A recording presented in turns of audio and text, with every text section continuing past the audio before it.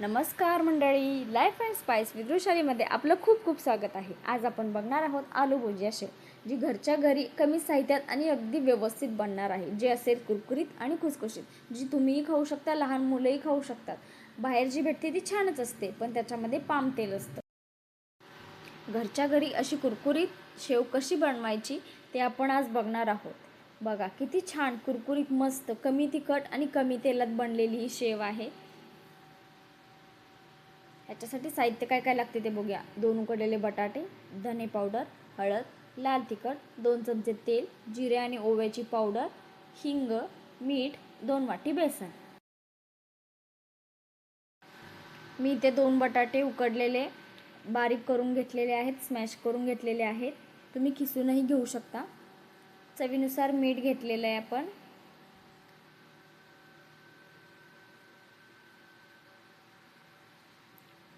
जिरे आणि ओव्याची पावडर, त्यांनी खमंगपणा, चव चांगली येते. लाल तिखट, तुम्ही हवा असेल तर चाट मसालाही टाकू शकता. हळद घेतलेली आहे थोडीशी. धने पावडर,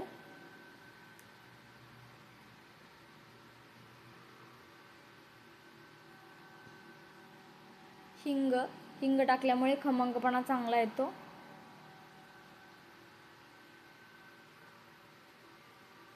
तेल घ्यायचं आहे 2 चमचे.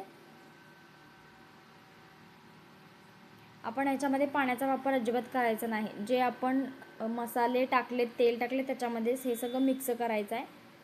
आधी चमच्याने थोडं मिक्स करून घ्या, त्यानंतर हाताने सगळं एकजीव करायचं आहे. बटाट्याच्या कुठेही गाठी राहिल्या नाही पाहिजे, जेणेकरून शेव पाडताना बटाटा जर सोऱ्यामध्ये अडकला तर शेव पडणार नाही. म्हणून सगळं एकसारखं करून घ्यायचं आहे. हाताने सगळं व्यवस्थित स्मॅश करून घ्या. पाण्याचा कुठंही वापर न करता लागेल तसं थोडं थोडं बेसन आपण त्याच्यामध्ये ॲड करायचं आहे. शेवसाठी जसं मीडियम पातळ असं पीठ लागतं तसं एकसारखं करून घ्यायचं आहे आपण. सगळे बटाट्याच्या गाठी फोडून घ्यायच्या आहेत. सगळं एकसंग करायचं आहे. बेसन टाकायचं आहे हळूहळू लागेल तसं, सगळं एकदम टाकू नका. थोडं थोडं बेसन घेऊन मिक्स करा. अजिबात पाण्याचा कुठेही वापर करायचा नाही आहे. बटाट्याच्या मॉइश्चरमध्येच हे सगळं मिक्स झालं पाहिजे.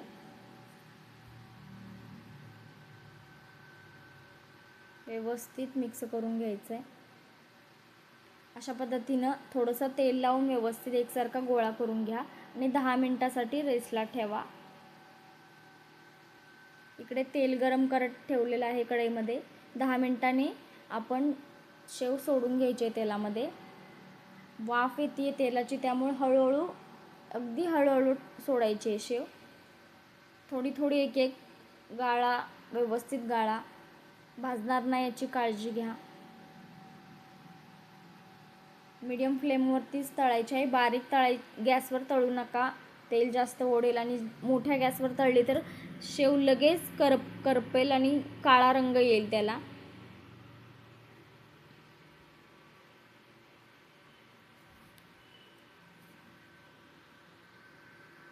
व्यवस्थित दोन्ही साईडनी तळून घ्यायचे.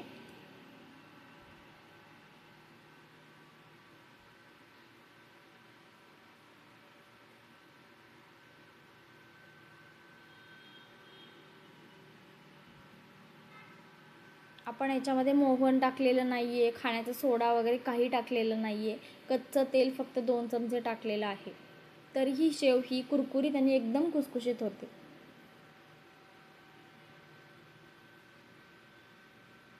मस्त दोन्ही साईडनी तळून घ्यायची आहे. बबल्स पूर्ण कमी झाल्यानंतर आपण शेव काढून घ्यायचे.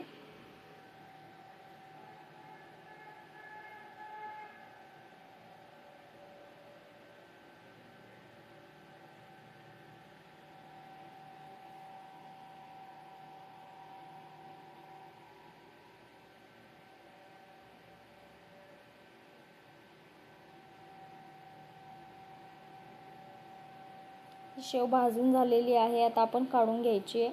बघा, शेवला अजिबात तेल दिसत नाही आहे, अजिबात नाही.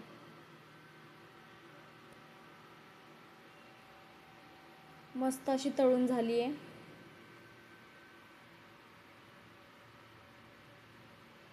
किती छान, एकदम कुरकुरीत आणि खुसखुशीत, मस्त.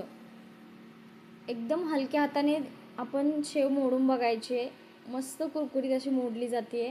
वाव, छानच. खायला पण मस्त कुरकुरीत, टेस्टला सुद्धा छान. रेसिपी नक्की ट्राय करून बघा. सोपी आहे, घरच्या घरी तुम्ही बनवू शकताय, बाहेरून आणायची गरजच पडणार नाही. तुम्ही एकदा घरी करून नक्की बघा.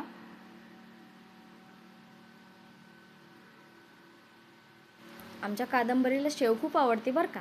आता आपण तिची रिॲक्शन बघू.